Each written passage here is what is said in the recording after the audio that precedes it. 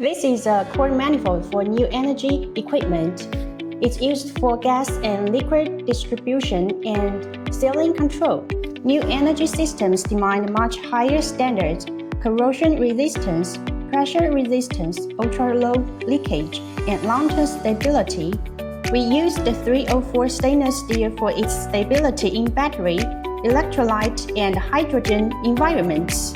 The full process includes turning roughing, CNC roughing, solution heat treatment for stress relief, precision CNC milling, cleaning, and passivation. The main challenges are: first, thin walls can easily deform and affect sealing. Second, the inner surfaces must be very smooth to ensure flow and avoid particle generation.